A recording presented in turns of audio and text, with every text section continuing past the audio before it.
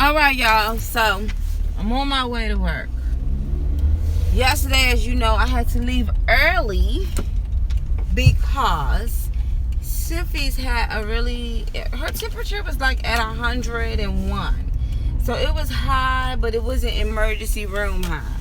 But I'm like, okay, now that I'm off, let me start fighting this thing so I'm able to go to work the next day. And so, of course, my child can be normal and feel comfortable again.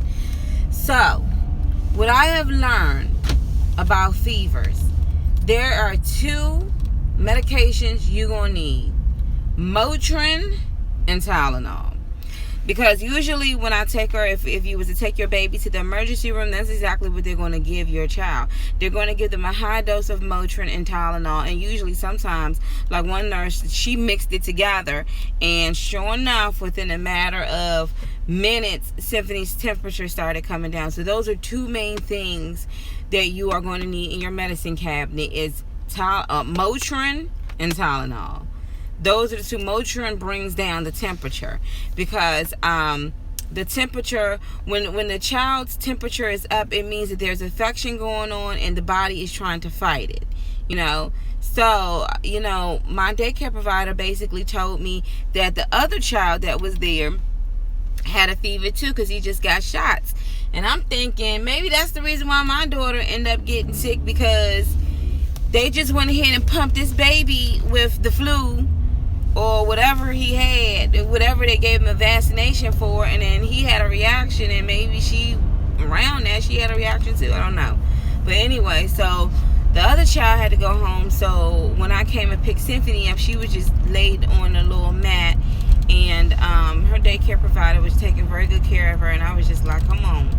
So her temperature, the thing about it is that with toddlers, you can always monitor them to see, you know your child. You know when they start getting delusional, and you know when they're really, really not feeling good. They don't want to move. They don't even want the boob. If Symphony don't want the boob, if she don't want the milk, something ain't right. Something ain't right. So anyway, so yesterday I gave Symphony some Motrin.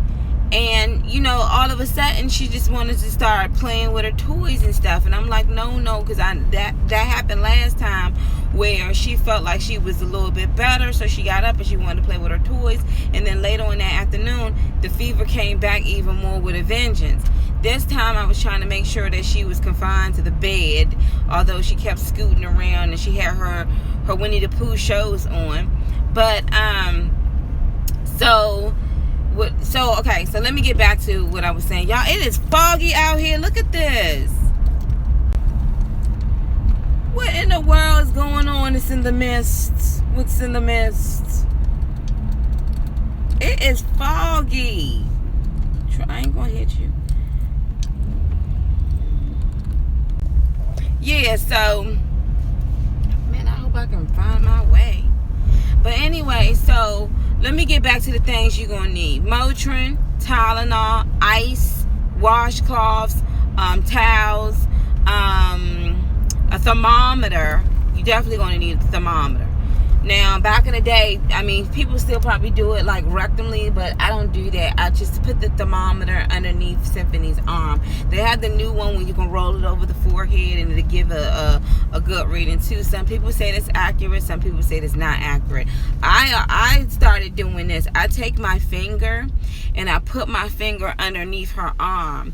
If it is scorching hot under there like it's some oven, I know for a fact that her temperature is really high. But if it's normal, like normal armpit weather under there, like normal temperature, then I know that she's good. So her temperature when I was taking it, I like the new CVS has these little thermostats, not thermostat, y'all know what I'm talking about, the what's the name, they have these new thermometers that are going for like $14. It's pretty reasonable, and they work pretty good, and they're really fast. So when I took her temperature, it was reading at one point in time 99 point something, 98 point something. That's pretty good. Now they say the rule of thumb is that if it's 103, 104, And sometimes even 102 to start heading to the emergency room. But if it's like 100, 99, 101, that's okay. So yesterday, y'all, I was battling this daggone, you gonna sideswipe me and me, what's up? Yesterday, I was battling this daggone fever demon, man. I was praying. I'm like, Lord, if you can just heal my child right now. Because Symphony was just like, oh. And then, also, too, the best things that I find, like, giving medicine are those, I don't know how to describe it. Sometimes they have the little banker things. Those aren't good. The ones where you can push, like a syringe type thing, those are really good. I mean, Symphony would be screaming, but when they get older, they know how to move their mouths and hands and smack it, and medicine is all over the place. The best way to do that is to hold her mouth and syringe it in the mouth, or do it, at a time, so they won't choke on it, and then kind of cover her lip up so she don't spit it out or anything like that, and trying to find a good flavor. Like, I got bubble gum for her this time. But oh yeah, so when she was hot, what I was doing was I was monitoring her temperature, and I got some ice and put it in like a little plastic Ziploc bag, and then I took a washcloth, and what I did was I put that ice that was in that Ziploc bag inside of the washcloth and folded it, and then I just started like damping her head. You know what I'm about to get to? I'm gonna go online and get those little things that you can fill up with water and stuff, and them little cloth things that I've seen so many times, and I'm like, I don't need that. Now I know I need that, because that'll help me alleviate having to use Ziploc bags and all that other stuff. But anyway, that kept her temperature down, and the temperature kept trying to fluctuate. And I know that within a child, I know with Symphony, in order for her to get over this temperature, it has to break, meaning that it has to rise, she has to sweat it out, and then it just breaks away, and then her temperature comes back down to normal. You know what I'm saying? Like, so if she's at like maybe 96 or 100, it is going to rise, and then it's going to break. But your child and the way that their movements are, if they look like they're hallucinating, if they're not drinking fluids, if they're not using the bathroom, I would definitely call the vice nurse and start heading out to the emergency room. And nowadays, mothers and fathers are trying to figure out, because remember back in the day, we used to be able to know how to just know what to do. You know what I'm saying? You didn't call a doctor for every little thing. But you don't want to play Russian roulette, because a temperature it can be very dangerous. Now, I saw one doctor on YouTube. He was a vet doctor, and he said that there's really nothing that you can really do when it comes to a fever. It's more like you have to ride it out. Some people do certain things. Now, I will say that, he did discuss even like the cold baths. When Symphony was hot and I felt under her arm, she was so hot, I was just like, oh snap, now we got to go to the last result that I go to with her is the cold bath method. Now, you don't want to shock your child and put them in an ice freezing cold bath.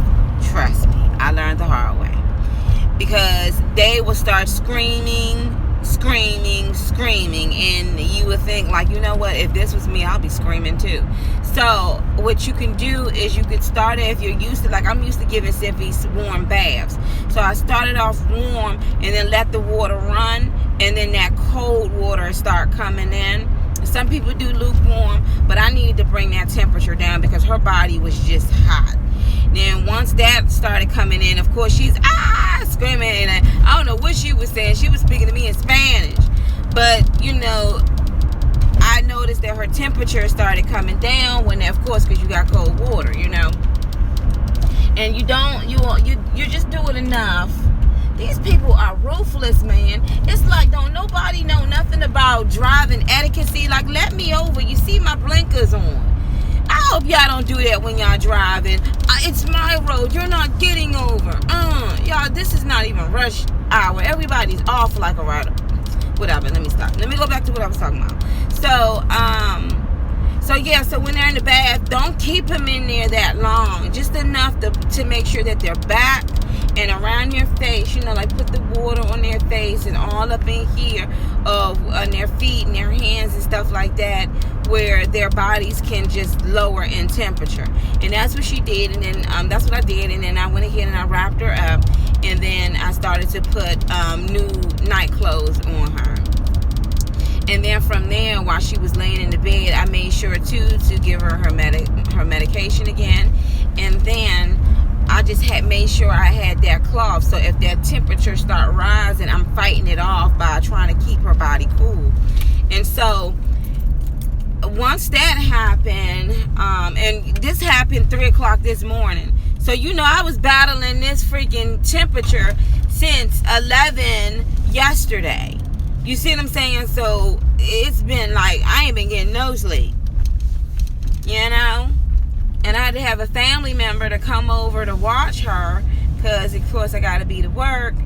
But her temperature is low. If her temperature was high, I wouldn't come in, because she's not about to wake up like what's going on with the world. No. So yeah, so those are the things you're gonna need: a thermometer. Oh yeah, and Vicks. I can't forget Vicks. So with Vicks, what I do with the Vicks is I put it on her feet, or I may put it around behind her ear, like at the bottom, so she can smell it, but it's not in her airway, or like a little bit on her chest. And I don't put a lot on it. You know what I mean? Because they're still children or whatever like that. And I've heard freak stories with Vicks, but I definitely put it on her feet. Oh yeah, so electric lights are very good. So I put that in her sippy cup. But see, I have a child that she's very bougie about what she sips. Like, she's going on 3, and she's still a breastfed baby. So when I try to give her certain things, if she's not in the mood, Symphony would smack that out of my hand like, no. And then when I was trying to give it to her when she wasn't feeling good, she was really looking at me like, are you crazy? Like, no. And I put ice all up in it too, so she could be like, oh, what's in here? She's like, you're not going to trick me. I don't want this. So yeah. Also, when it comes to them eating, sometimes they may not want to eat because they're not feeling good, So what I would do is have some really cold applesauce, and that kind of helps it. Or say she really likes noodles, so she has some noodles. She had a little bit of that, but she was like, I'm not rocking with this or this applesauce. But those are the things that you would need: a thermometer. You're going to need Motrin, Tylenol. Of course, you're going to need your towels and ice. And I only say ice if you have to wrap it, so you don't have to keep dipping that washcloth. And I've heard that the best place to place the washcloth is behind the neck, but I've been like damping her right here, and then I'll put it behind her neck and damp her. But I can always tell what's going on with her, and maybe this is just what I've observed from the last time she had colds. Her colds always start like she's hot all up here, right? All in her head and underneath her arms, but her feet are cold. And that lets me know that it didn't spread all the way. Now, once her feet gets freaking hot, that's when I know that, okay, it is spread. But, again, and I don't know if this is just whatever, but when it's like in order for her temperature to break, it has to go really high. And then it's like, psh, and then it's gone. So to maintain, her body temperature, I believe that the best way is to do a cold bath, and that really brings it down. The washcloths help it, but if the feet is scorching hot and underneath here is hot, and you only dampen that, but so much it's gonna, it's gonna keep rising. So that really helped it, but it still went up, and it still then it went away. So What time did her temperature break? Her temperature broke today at 6 a.m. So that was only a couple of hours ago. Because I was like, oh man, what am I fighting now? Because if this thing don't break, then so right now she's laying down, she's sleeping. And my other cousin came in, and I basically told her all of the stuff. Also, too, I have an iPad, so I'm going to check up on her and call it and see how she's doing. You can always tell if your child is okay. They can still not be feeling good, but up there playing with toys, that's when you know they're good. But if they just limped over, talking like, you know something ain't right, and them eyes just swirling all around, and you know, like, hold up. But yeah, those are the things you're gonna need, and I found out the hard way, because at first I was like, this Tylenol isn't working, and my best friend was like, honey, you need some Motrin, that's what you need. And she even told me too, like, iced pineapples. But Symphony, she's a texture baby. Like, she will taste something and be like, I don't want it. And I'm like, but it's good. I still don't want it. Like, she's one of those types. So she's still doing like baby sauce, and like, that's a great method if it's in the refrigerator, if it's cold, you know. Ice pops are really good too. My daughter had a fever a week. Yep, I gave Leland Motrin. Motrin is the best. Motrin is the best. Because that's what when you go into the hospital, that's exactly what they're giving them. Motrin. You're like, I could have gave her this at house. That's exactly what they're giving. Motrin. But yeah, y'all, so... And I had to tell myself to really get over yesterday, because I'm looking at my child. I'm like, I thank God I'm here to get her.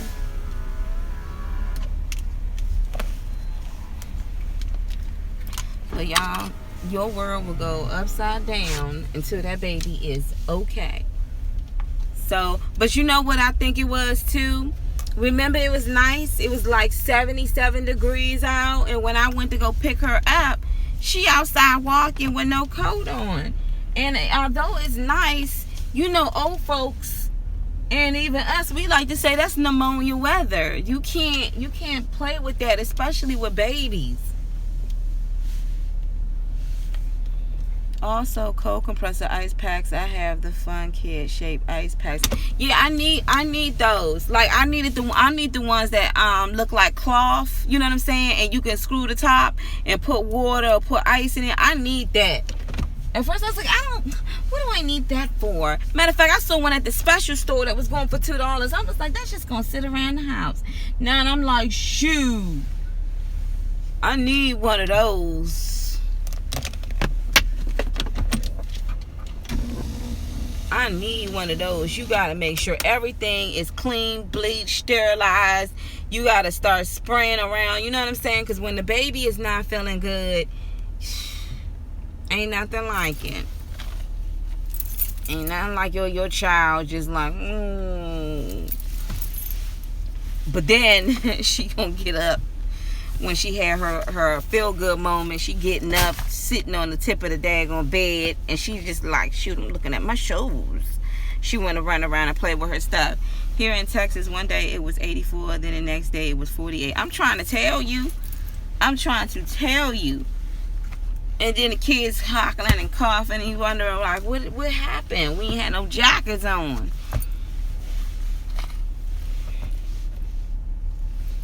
And that's why, and I'm going to tell you something too, like, you know, sometimes I got to think, especially like with these vaccinations and stuff, because when they give you vaccinations for, let's say, the flu, they have to inject you with the flu.